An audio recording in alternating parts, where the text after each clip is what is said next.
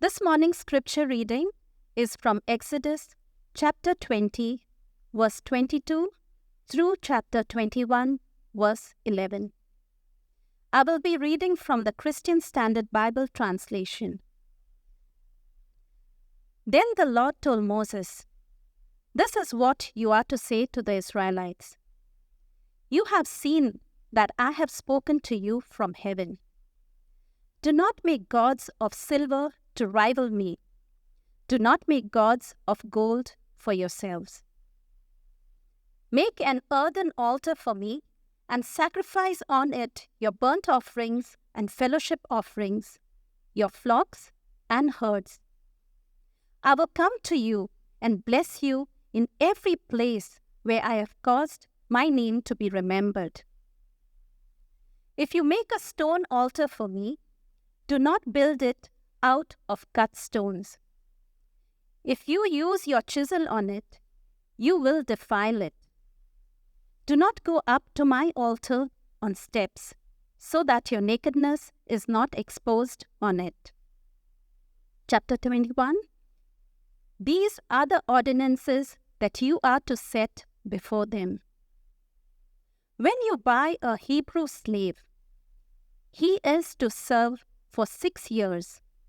Then in the 7th, he is to leave as a free man without paying anything. If he arrives alone, he is to leave alone. If he arrives with a wife, his wife is to leave with him. If his master gives him a wife, and she bears him sons or daughters, the wife and her children belong to her master, and the man must leave alone. But if the slave declares, "I love my master, my wife, and my children. I do not want to leave as a free man," his master is to bring him to the judges and then bring him to the door or doorpost. His master will pierce his ear with an awl, and he will serve his master for life. When a man sells his daughter as a concubine, she is not to leave as the male slaves do. If she is displeasing to her master, who chose her for himself, then he must let her be redeemed. He has no right to sell her to foreigners, because he has acted treacherously towards her. Or if he chooses her for his son, he must deal with her according to the customary treatment of daughters. If he takes an additional wife, he must not reduce the food, clothing, or marital rights of the first wife.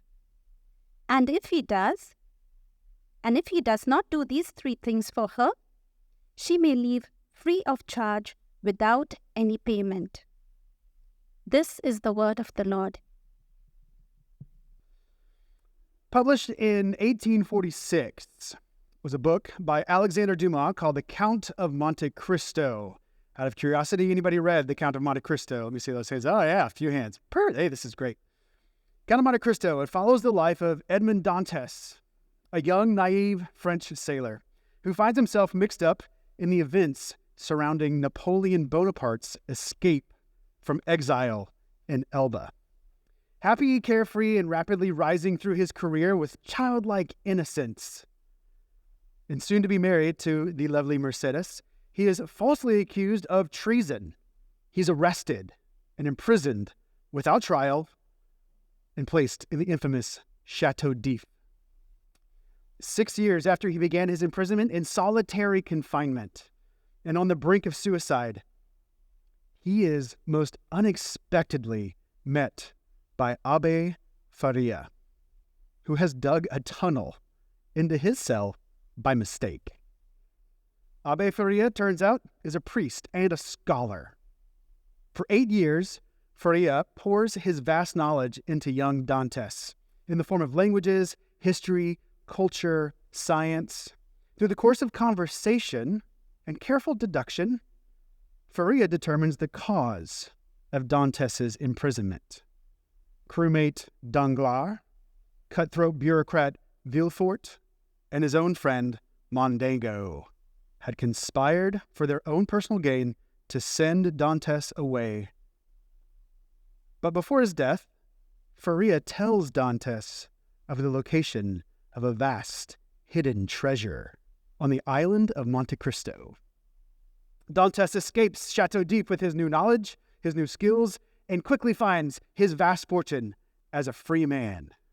And with all this now at his fingertips, in the world's eyes, he is free in every sense of the word.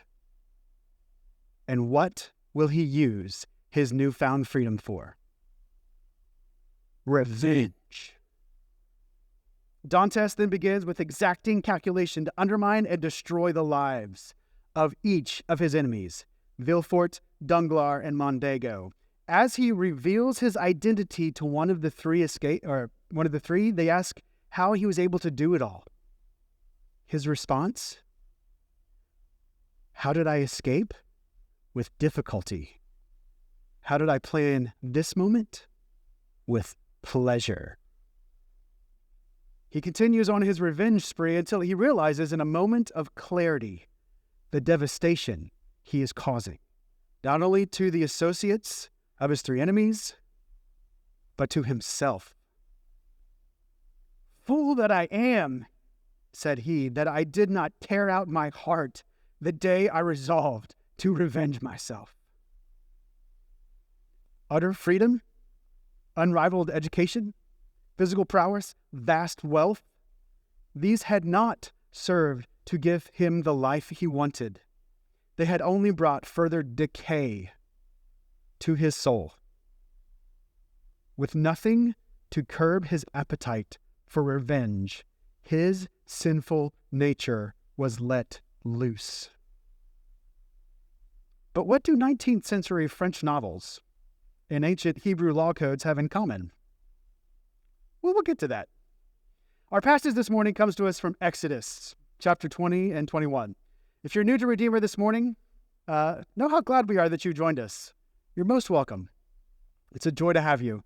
For a few months now, we've been making our way through the book of Exodus, chapter by chapter, verse by verse. Prior to our text this morning, we walked through the narrative portion of Exodus. Chapters 1 through 19 is almost entirely story. It tells of Israel's cry for help. It tells the Lord's response to Moses, the plagues, the Red Sea, the manna, the quail, water from a rock. It's all there. The Amalekites are defeated. The judicial system is set up. God truly is creating a people and a nation for himself here in the first 19 chapters. Last week, we looked at perhaps one of the most defining moments in Israelite history as the Lord gives Moses the 10 Commandments. As much as crossing the Red Sea, this moment would become part of the very fabric of their life and culture. We saw both the vertical dimension and the horizontal dimension of those 10 Commandments. They governed Israel's vertical dimension with Yahweh, and they governed Israel's horizontal dimension with one another. We also saw how these laws point to our inability to truly follow them and our need for one to fulfill them in our place. This week we begin a section where these 10 law codes are fleshed out or unpacked or given more definition. Where we typically think of the 10 Commandments, later Judaism would actually put that number of laws in the Old Testament at 613, which seems like a lot, right? 10 was enough, but no. Our section this morning comes in two parts, each with two subsections. First, we'll look at household worship in chapter 20, verses 22 to 26. This section looks at both idols and altars. Then we'll look at household commitments in chapter 21, verses 1 through 11, looking at statutes regarding both men and women. And let me just say at this point, I'm actually going to be deviating from the translation in the CSB in regards to slavery, but stick with me and we'll get to that in a moment. First up, household worship, and in particular the prohibition of idols. Then the Lord told Moses, This is what you are to say to the Israelites. You have seen that I have spoken to you from heaven. Do not make gods of silver to rival me. Do not make gods of gold for yourselves. Initially, this command seems a bit unnecessary. Why would the Lord give this statute here again, after he's already done so in verses 4 through 6? We talked about that last week. We can make a note about the difference between this passage and that one. Namely, verses 4 through 6 mention the shape or form or even existence of the idol being prohibited, where this passage mentions the substance of the idols. They aren't to make gods of silver. They aren't to make gods of gold. Perhaps this was necessary. After all, what did the Egyptians load them up with as they were leaving? Silver and gold. And with the Lord providing food and water, I can imagine someone got the idea to make use of their newfound wealth. After all, this was a fairly common practice in the ancient Near East. Unfortunately, we'll see that this command actually was necessary. As necessary as it was simple. To be fair, it's as simple as the one command given in the Garden of Eden: don't eat the fruit from this one tree.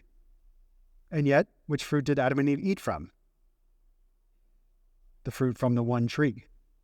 Here, where God says, just don't make any idols, silver or gold. We just need to move up to chapter 32. Moses is back up on the mountain for much longer than anticipated. His brother Aaron has the entire nation do what? They give all their gold to make an idol. And not just a little trinket of an idol, but a full-on golden calf. Friends, it turns out simple is hard, and unnecessary oftentimes is necessary. But the distinction in our verse here is actually important. The Lord is not saying gold and silver are bad, but other substances are fine. He's saying, I spoke to you from heaven. What on earth could you possibly make that will ever adequately point you back to me? You make an idol, you'll only end up praying to that idol, not me. Even your finest, shiniest, most expensive gold and silver are nothing compared to my glory. And so we quickly move from household idols to household altars. It might be apparent, but let me go ahead and say at this point in our text that there's no tabernacle or temple yet in the life of Israel. There's no Levitical priesthood or structure. The wording and context both point to the Lord allowing for and giving direction to household worship prior to the system of national worship that we'll see in a few chapters. So with that being said, let's read verses 24 through 26.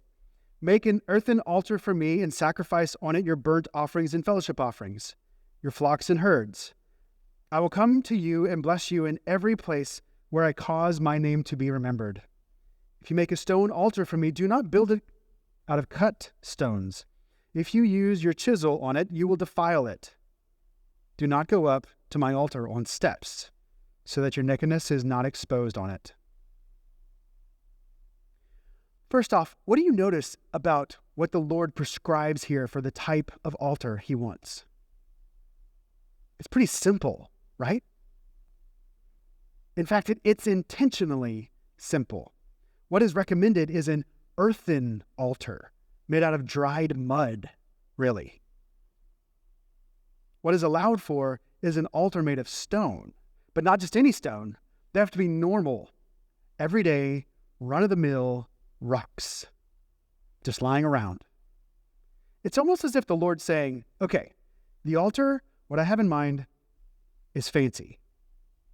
I want it to be the least fancy, least pretentious, least impressive altar you can make. Don't cut any stones. Don't decorate them to make them look nice. Don't put a lot of effort into it. Just stack them on top of each other, and be done with it. Better yet, mud would work even better. Let's go with that. The Mycenaeans, the Egyptians, the Philistines of the day would have looked at the altars described here and just laughed. How on earth do these honor your gods? They would have asked. And yet, what is unmistakably clear is that the Israelites were not to borrow from the surrounding nations in regards to their worship practices. They were not to look at the decorated temples in Greece and be impressed. They were not to look at the altars of Egypt and long to do the same. And in particular, to this point in their story, they're not to make anything permanent. Where are they? They're in the wilderness. Where are they headed? Canaan, promised land. You see, these altars do two things. They point beyond themselves in a very unassuming way. And secondly, they point to the idea that the people are not home yet. It's as if the Lord is saying, don't make any altars that are permanent or distracting, lest your heart long to stay here instead of the home I have prepared for you, lest you be satisfied with the work of your own hands and forget I'm the one who gave it to you all in the first place. In commenting on this section, Doug Stewart calls them the simplest of outdoor grills, or barbecues, or braais for any South Africans in the room, for the simple purpose of cooking the meat of an animal to whom the guilt of the worshiper had been transferred. The simplicity of it all is stunning.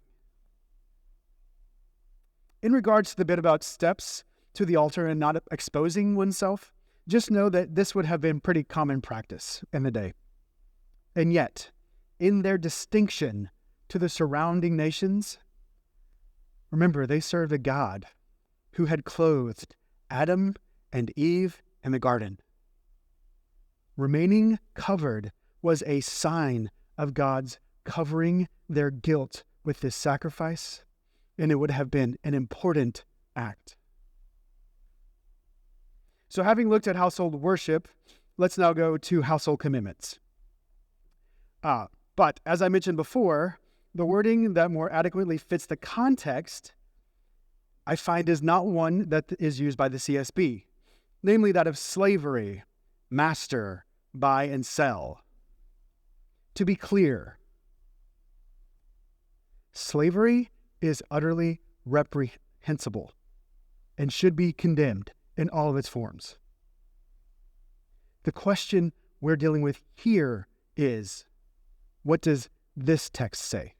In other words, at what point does the word used no longer adequately represent the thing it is meant to signify? When we're talking about slavery, we have an understanding of what that is. Is that what's happening here? Let's look at the text. The three words in question here in the Hebrew are Ebed, Adon, and Makar, and Kana. 4 words.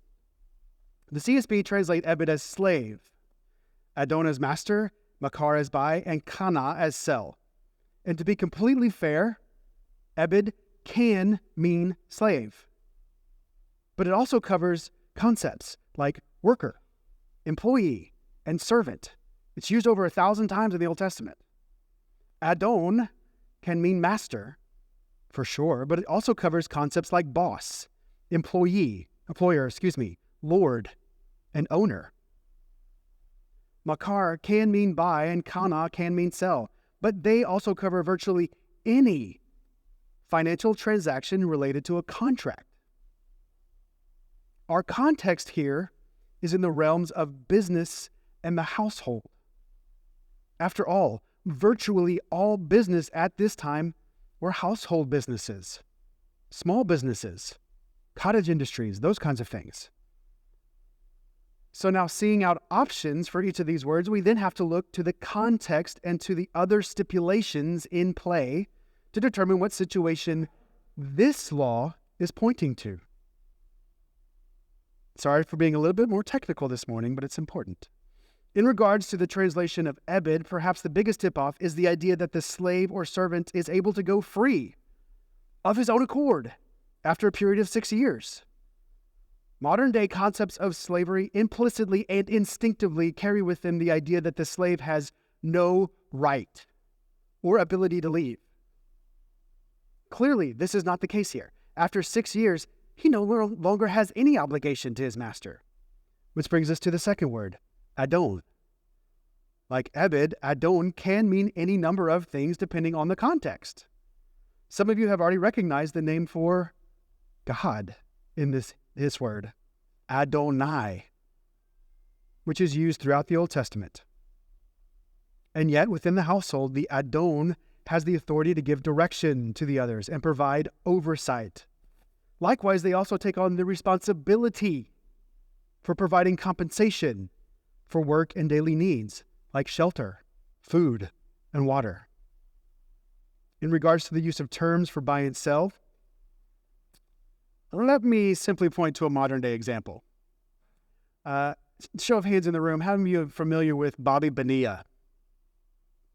One. Okay, perfect. Here we go. You ready for this?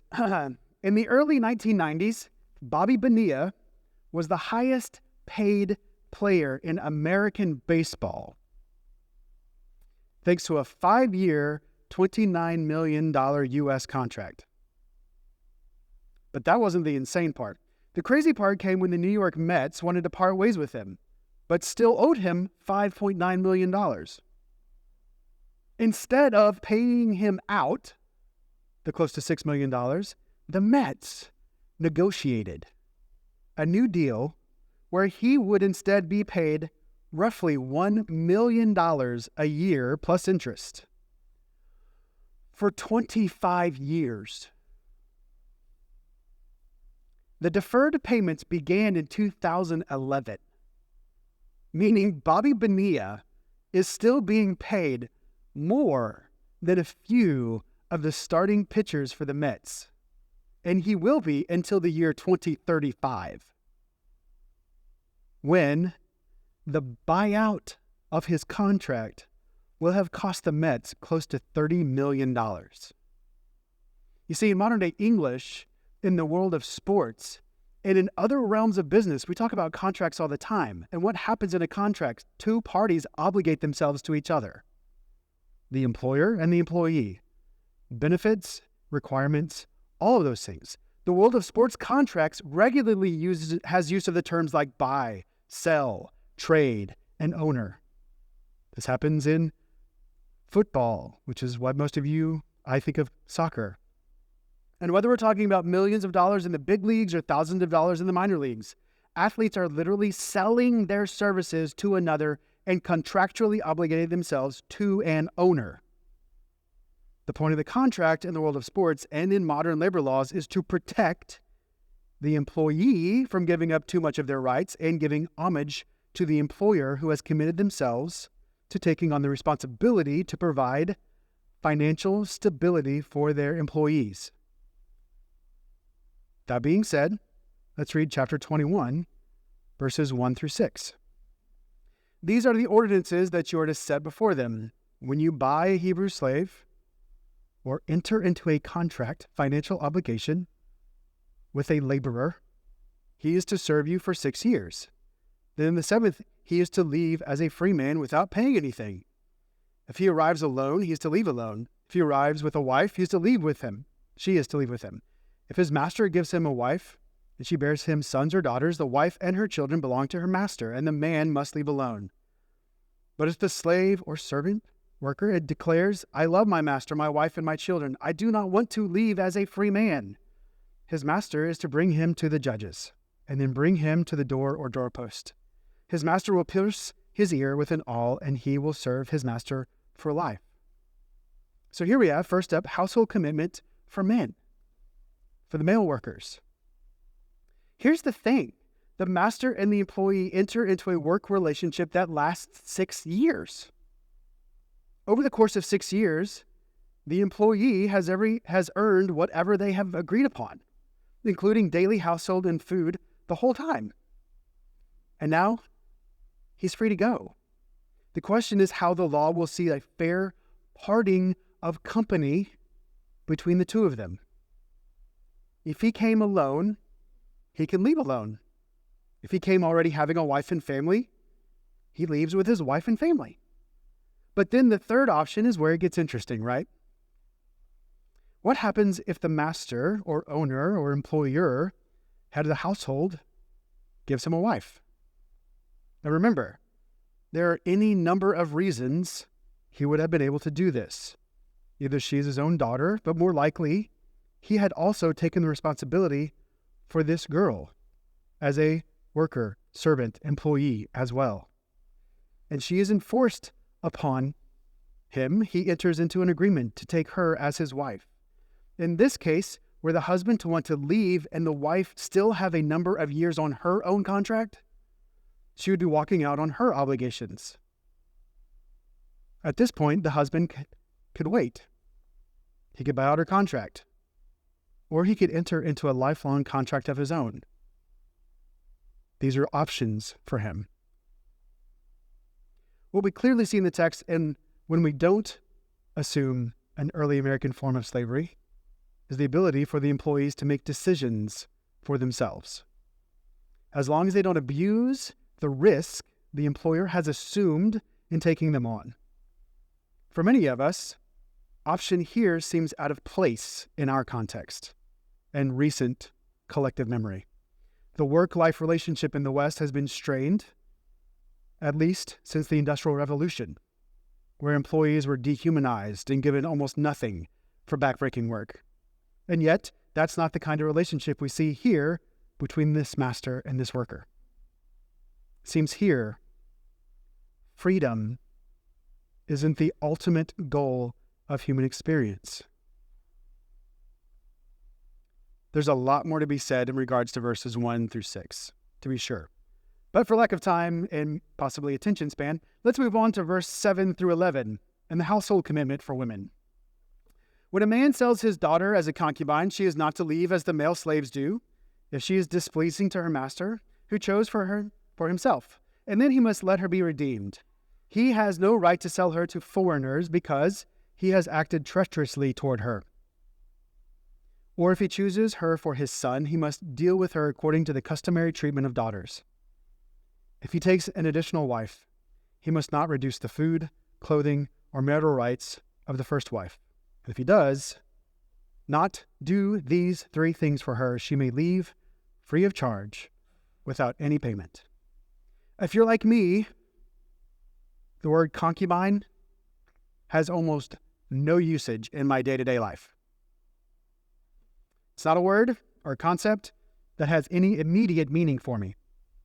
So in preparing for this week, I was keen on finding out anything that might help me understand who a concubine really was. Going back to Doug Stewart, it seems most appropriate to place the status of a concubine somewhere between a wife and a servant. So the concubine was in here somewhere in the middle.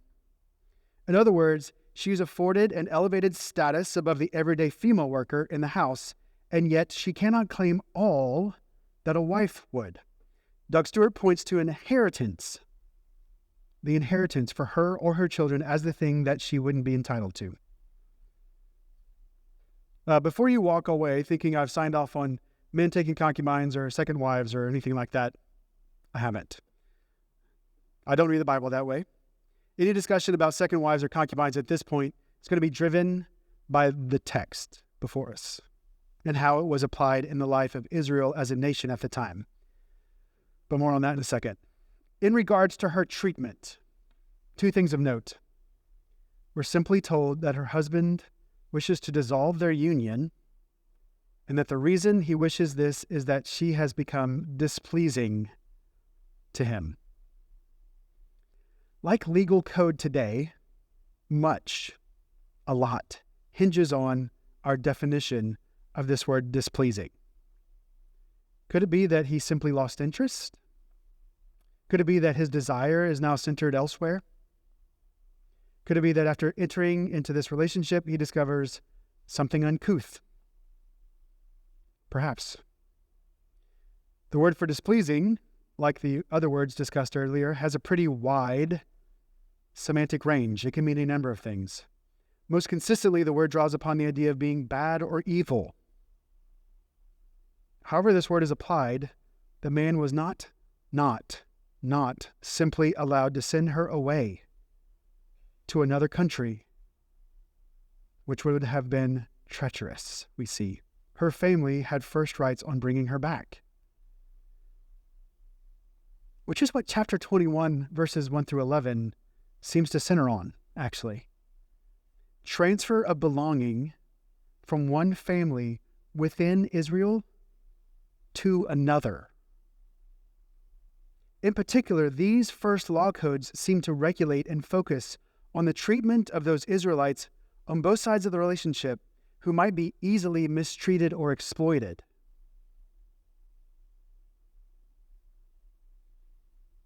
As we come to the application section of the sermon, allow me to make 3 points that might be helpful here.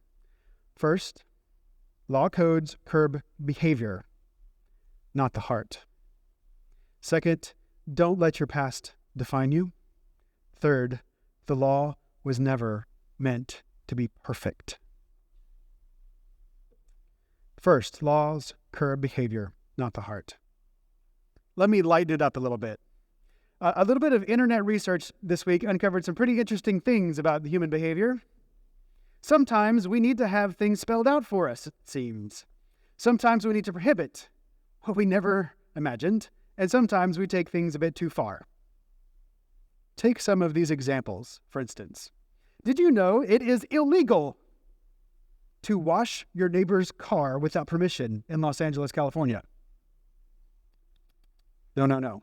In Louisiana, also in the United States, you could be fined up to $500, or roughly 150 KD, for sending someone a pizza unexpectedly. In Arizona, in the United States, it is illegal to put your donkey in a bathtub. It seems this occurred in the 1920s at a home in Arizona.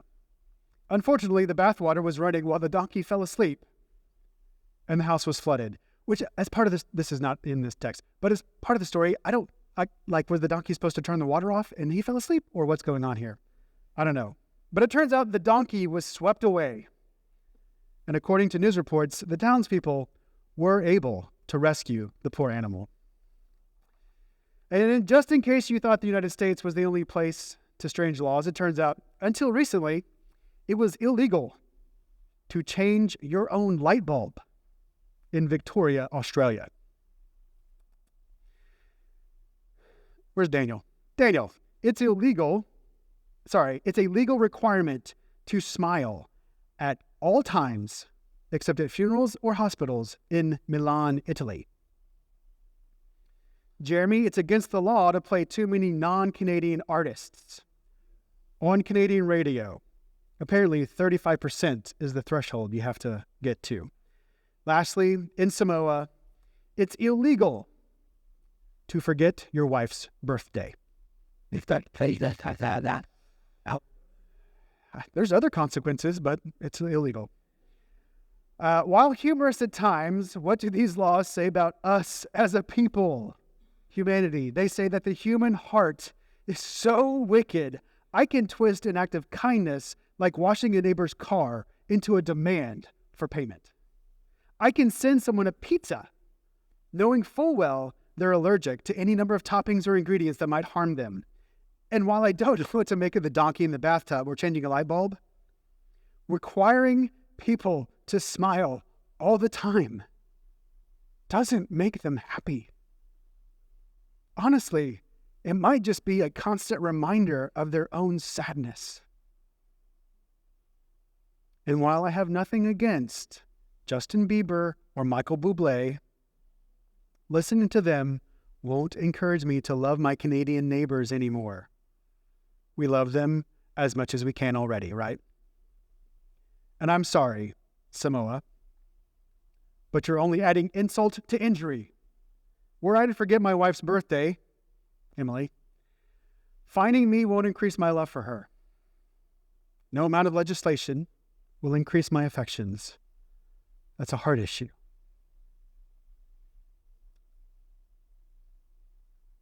For what the law could not do, since it was weakened by the flesh, God did.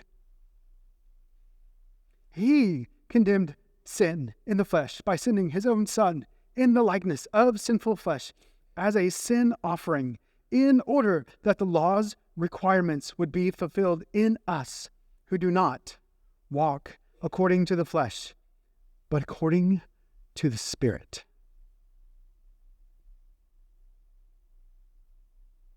The law only curbs behavior. It doesn't change your heart. Secondly, don't let your past define you. Similar to what was said concerning the first application point, most laws have a backstory, right? There's a reason donkeys are not allowed in bathtubs in Arizona. The backstory tells us who did the thing illegal that requires the law now. But the law itself also now stands as a barrier against others doing the same thing, either out of license or most often out of revenge. Psychologically, what do you suppose 400 years of slavery does to a people? Sociologically, what becomes their collective groupthink and culture? I can only imagine that after enduring slavery based off of their ethnicity in Egypt, these newly freed Israelites would have a very keen sense of who they thought as insiders and who they thought as outsiders. Regardless of circumcision or of any outward sign of belonging.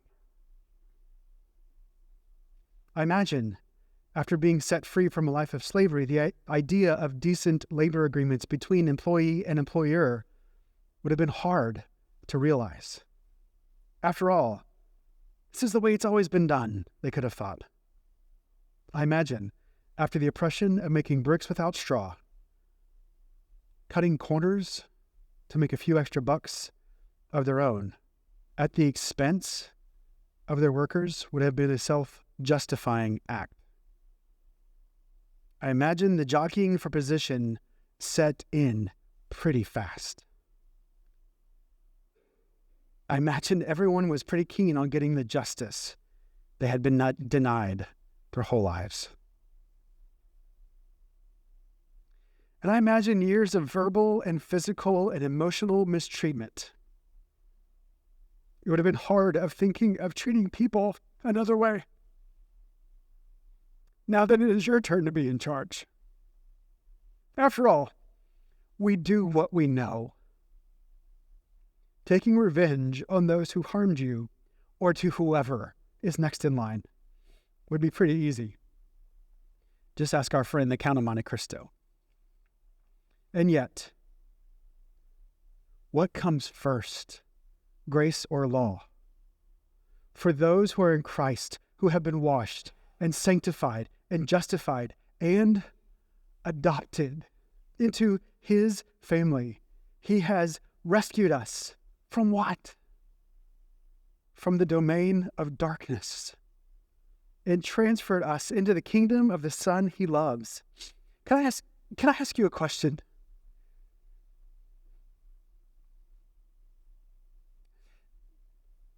Do you really believe he will make all things right? Do you really believe he will make all things new?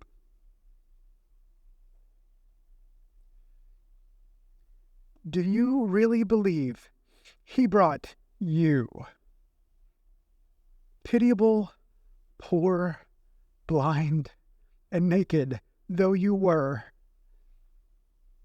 and clothed you, gave you a seat at his table, and said, all that stuff that happened to you, all that stuff that you did, I claimed it all on the cross. Now, let me wipe away every tear and let's eat.